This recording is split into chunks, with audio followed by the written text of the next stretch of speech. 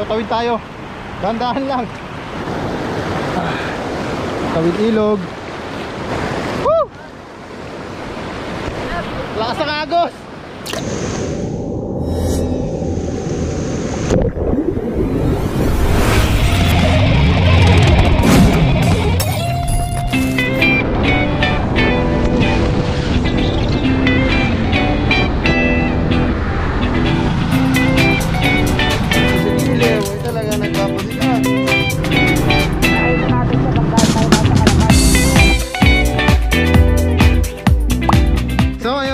Mapapansin nyo kung bakit nandito tayo sa school pero kakaiba yung ambience. Hindi katulad ng typical na school na maraming building ganon. Pero dito more on nature. Kasi ang gusto kasi namin i-promote din yung culture ng mga estudyante namin, which is yung mga estudyante namin dito is mga katutubo. Yung lokasyon kasi ng school nila is malapit sa Halcon. Yan, pang-apat na pinakamataas ng bundok sa Pilipinas na located dito sa Oriental Mindoro. Ayan, at nandito yung school nila sa pano ng bundok. Kaya kung makikita nyo mga tol, parang nga siyang hindi school eh, para siyang resort. Parang alam mo yung retreat camp?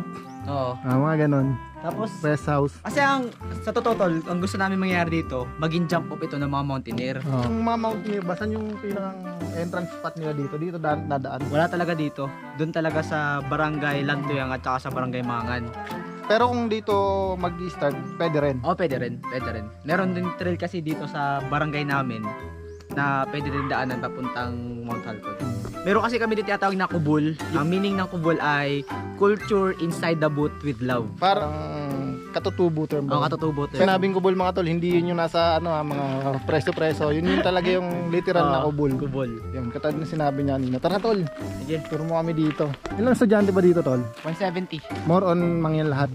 Lahat. Katutubo lahat yun. Dito? Ito ba yung mga Mangyan tribes dito sa Oriental Mindoro? Bale nilagay na namin lahat dyan.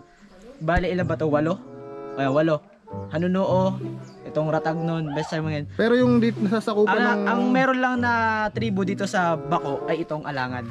Yun, Alangan. Ito yung mga namin, tribo ng mga estudyante namin. Ito naman, lugar yata ito no? Ito naman yung lugar ng pinagtuturuan namin. Pala mga tol, welcome kayo sa aming classroom. So ito nga pala yung mga teacher ko.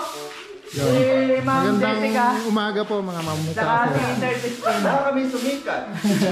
Meron din kami itong mga star parol. So ito naman yung mga project ng mga bata na pinagbebenta namin sa murang halaga. So yun mga tol, yun lang basic information sa spot na to. So kung gusto niyo dumaan dito at aakyat kayo ng bundok, pwede silang magstay dito ng isang gabi bago sila umakyat ng bundok or magstay ng ilang oras bago sila umakyat ng bundok. Actually maganda to for pictorial kung mayroon kang mga photoshoot na. Kalimitan may mga dito, mga prenup ng wedding. Dito sila nagpi-prenup. Puntahan niyo na to spot na to, yung detalyado talaga, may vlog si Tol Angel, link on the description. Ito yun yung kabuoang tour nito, di ba Tol? Ayan. Ito. Para papagandahin pa kasi namin talaga to. Kumbaga ito yung magiging pahingahan, tulugan ng mga mountaineer na pwede pumunta dito. Basta under renovation pa siya, papagandahin pa siya. Pero pwedeng mag-overnight dito, halimbawa magpapaalam naman na yung mga mountaineer bago sila. Pwede sila dito mag-overnight talaga. Pwede sila dito mag-stay. Usually sa mga Mangyan ganito, di ba? Yan. So ito yung alibaog daw kung tawagin. Tirahan ng mga Mangyan pag may mga kalamidad, bagyo, ganyan no. Natin sa loob. Ayun, ganito siya tol. Okay. Masarap dito tol yung may kasama kang bawa yung partner mo, girlfriend no. Yan, sarap dito tol, malamig. Saka yung sikat ng araw mainit na pero pag nasa loob ka, hindi mo ramdam kasi kugon. Kugon to, di ba? Yan, so alibaog kung tawagin. Pansin ko dito tol, kung titignan nyo, parang hindi siya school? Parang hindi school, parang may concept siya na may pagka-farm. Lagyan mo lang totol ng dyan, manukan. Ang ganda ng... Kainan. Oo, tol. Ang ganda ng concept, tol. Credit sa aming, municipal. Alas na pinakadulo na to. Alright. Nakita nila yung mga kubo. Sino gumawa niyan? Sino tumirada niyan? Bale, ang kasama namin sa project na to ay ang barangay official. Pero yung team ng paggawa ng kubol ay parents o ano. sa kultura ng mga katutubong mga yan. Yung mga ginamit kasi dito, kalimitan makikita sa bundok o dito sa lugar namin. Pero yung mga gumawa niyan, I mean yung mga official Katutubo. na sinasabi mo, katutubo. Katutubo. Hindi. Yung mga barangay official na mga Tagalog, kumuha sila ng mga katutubo para gumawa nito. So yun, maganda naman yung naging outcome. Nice idea mga tol. So bibihira lang naman yung school na ganito yung concept. Karamihan kasi na school. Building. Building, tas modern na. May mga computer din dito. Wala. Meron Pa ka. Meron kaming nakatago lang. Kasi nga ngayon wala pa rin kami kasing classroom. Hindi namin mailabas pa yung iba naming gamit. Kaya titiis kami sa maliit na classroom na yun. Kasi itong malaking ito, kay Gob pa yan eh. Hindi pa siya na-turn over sa amin. Kaya di pa namin siya magamit. Tsaka plano namin dito kasi magkakaroon kami ng klase sa ilalim ng puno. Halimbawa kapag hindi na ulan, mainit, kumbaga nasa labas yung mga estudyante para ma-feel nila yung nature. Chill lang kami tol. Tamang relax lang. Takas muna tayo sa realidad. Tol, ano bang lugar na to? Barangay lang Tuyang, Bako. Kailangan maglakad sa hanging bridge.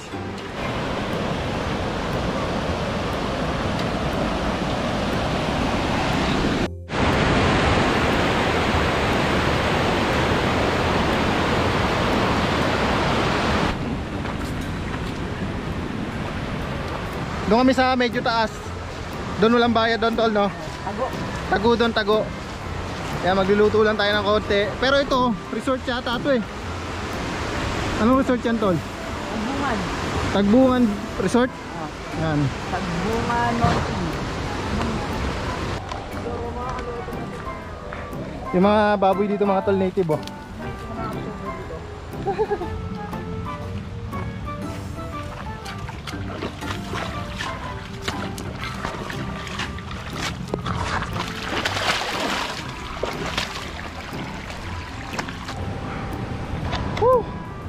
Ang ganda ng background natin mga tol. Ang daming ganito. Nung bata ako, pag nakakita kayo ng mga nalipad na ganito, yan halimbawa ito, itong maliit na pirasong yan, nag-wish, pabahihipan mo. Yun yung ano, mga paniniwala ng mga batang 90s. So ayan, nandito tayo sa lugar, sa ilog. Sarap. Woo!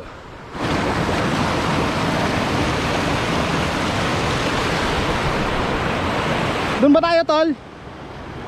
Doon daw sa bandang taas. So tawid tayo. Dahan-dahan lang. Tawid ilog. Lakas ng agos.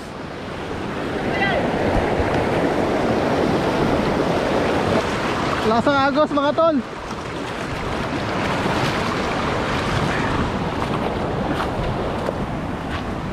Shoutout sa mga nanonood dito na namimiss nyo rin yung mga gantong mga spot. Siyempre tol, marami sa nanonood hindi makalabas eh. I mean hindi makabiyahe ng malayo.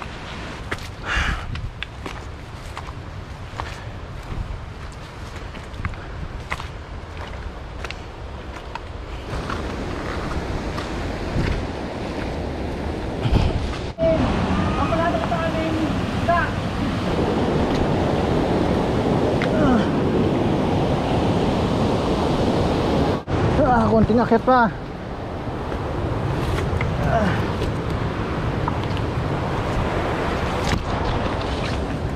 Dito? Meron.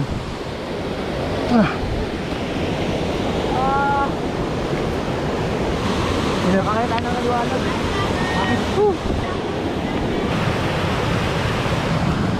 Yan, set up si Tol dyan ang lutuan.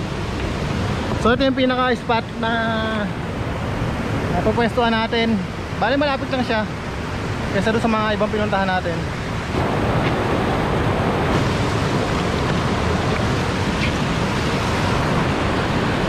Sobrang linis ng tubig dito mga tol. Hindi pwede nga kumuha ng pangluto dito sa ilog mismo.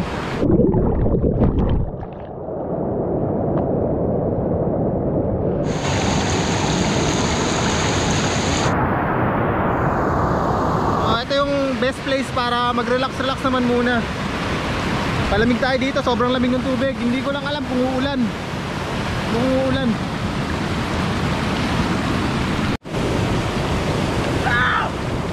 Oh, sa sobrang tagal kong nasa bahay lang, ayan, nakakamiss din pumunta sa gantong lugar. So shoutout talaga kay Tol Angel. Subscribe. Yan. Nagiya siya nung nakaraang araw, ayan, natuloy. Mas maganda talaga pagka biglaan lang natutuloy. Kaya muna tayo mga tol bago tayo maligo, kaso medyo umaambo na. Oh. Nalakas na ulan tol.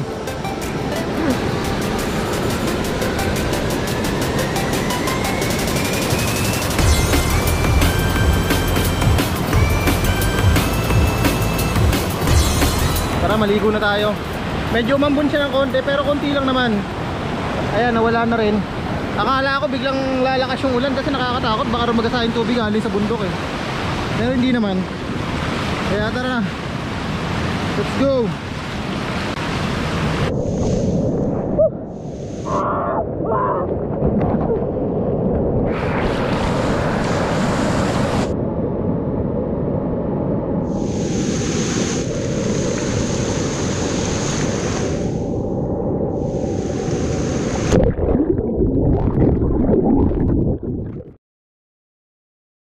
Tingnan nyo, naging chocolate na yung tubig. Umulan lang ng konti yung tubig na yan, kaya ganyan yung kulay, galing sa bundok yan. Yan, rumagagasa dito sa ilog. Ayos nga kasi medyo nakapagpalamig na tayo. Ito rin yung mga minsan hassle. Ba, naliligo kayo sa waterfalls, tapos umulan na malakas, biglang rumaragasa yung tubig, delikado yun.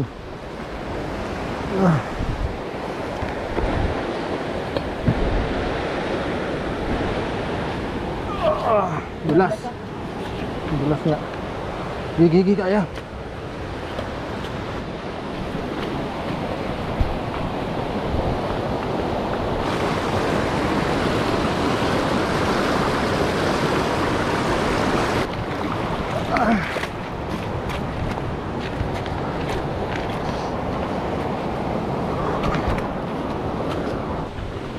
Ano to tol? Ibang sitio to?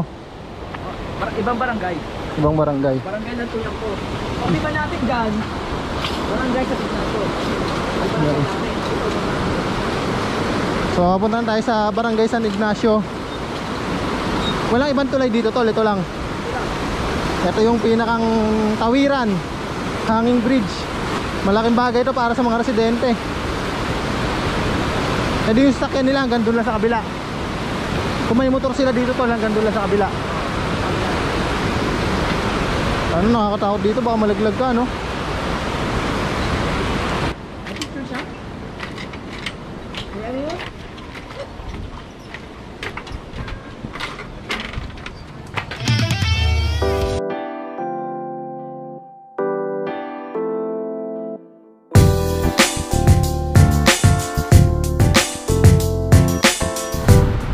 Yo, what's up?